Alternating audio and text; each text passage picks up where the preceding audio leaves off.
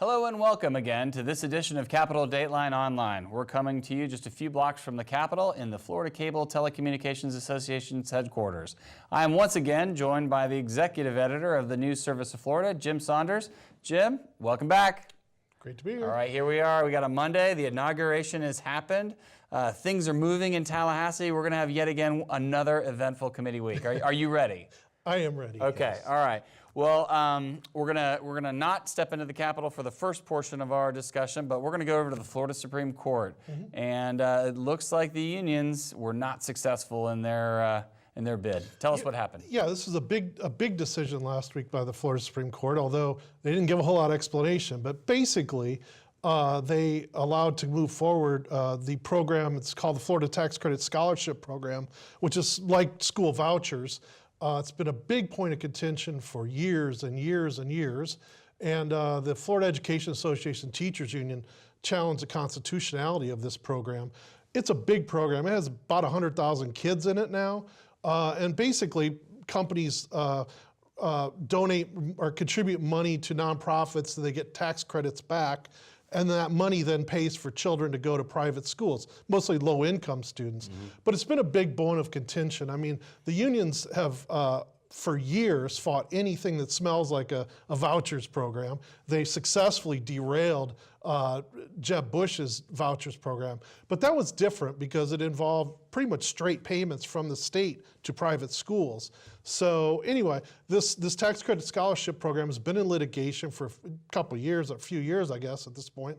And the Supreme Court essentially decided not to take up the issue, but in doing so, that let stand a First District Court of Appeal decision in favor of the program, letting the program go forward. That sounds like a huge win for the proponents of programs like this, and a huge loss for those that would side with the teachers union known as the FEA. Yeah, I mean, the proponents of the program have really moved to expand it a lot over the years. They argue that it provides school choice for students who might otherwise be trapped in low-performing public schools, don't have many other options because they can't afford, their families may not be able to afford to send them to go to private schools or have those sorts of options. The union has always argued that these voucher type programs, whatever you want to call them, that they essentially drain money away from the public schools, and that by sort of siphoning off money, students to private schools, it takes money out of the public system, and as a result hurts the public system. So that's been the fundamental argument. That goes back 20 years really till when Jeb Bush was leading the charge on some of these issues. He still leads the charge on some of these issues, but that's the fundamental argument that was at play. And the legal argument is a part of the Florida Constitution that talks about the paramount role of public schools in the state and whether this program violated that. The lower courts basically said that the FEA didn't, and its other plaintiffs in this case, didn't even have standing to challenge the program, and so the Supreme Court decided to let that stand. Yeah, upheld it. So it is a big win for the proponents of the program, and I would think, at least in the short term, that it would take these challenges of the program off the table. In the short term.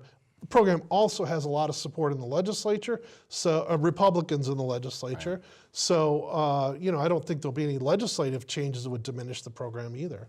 Now, while the FEA might attempt to bring bills, this legislature just clearly is not a favorable one for any attempts on that side. Well, it's not favorable to anything like that, those attempts anyway. But I would also note that Richard Corcoran, on opening day of when he took over as Speaker, he called this lawsuit against this tax credit scholarship program evil. So that kind of showed where he was. I don't think anything would get past his desk or the governor's desk for that matter. Right. So. Well, we'll stay tuned to see what happens in the education space going forward. So, all right, so let's move back into something that is the Florida administrative responsibility, which is the Medicaid spend. Now we're seeing post-inauguration some whispers, if you will, from D.C. on changing how the funding strategy will be both applied and then doled out to the states. What's happening in Medicaid? Well, I think it's more than a whisper at this point. I mean, President Trump ran on what is considered a block grant program for Medicaid.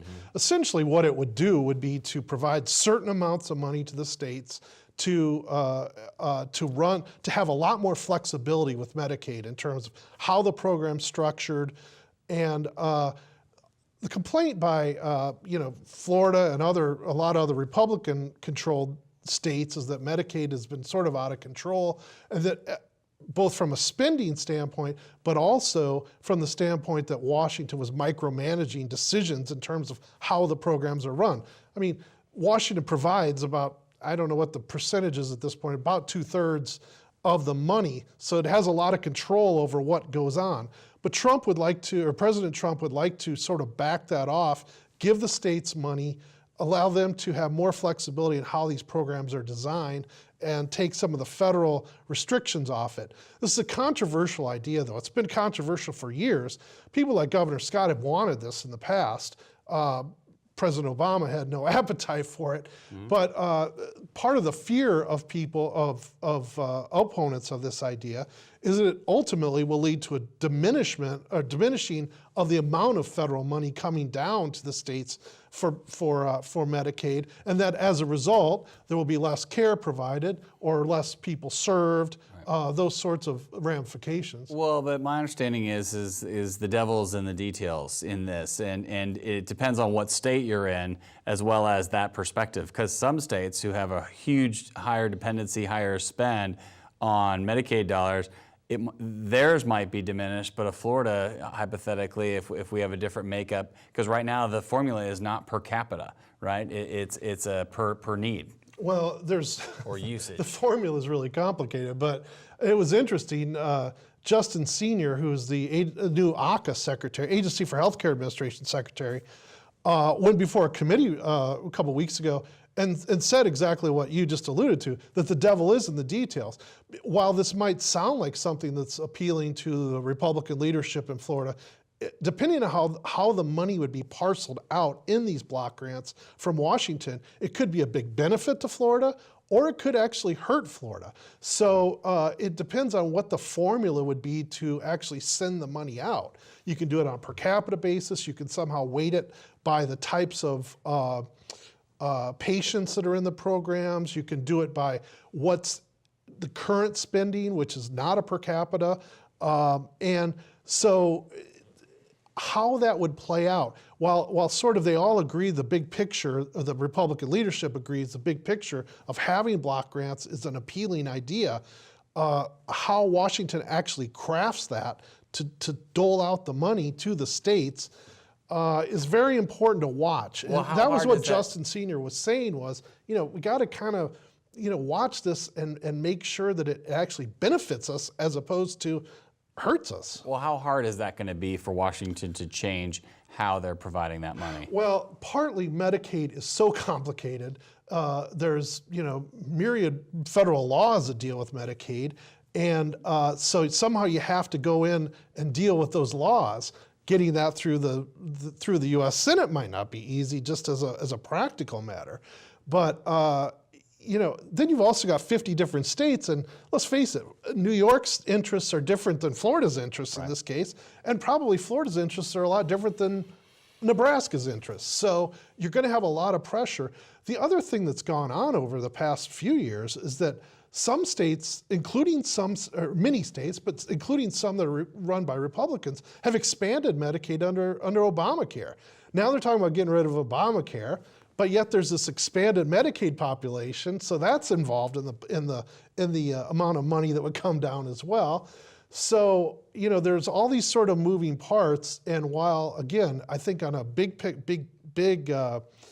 picture, a lot of the Republican leadership thinks this is a really good idea.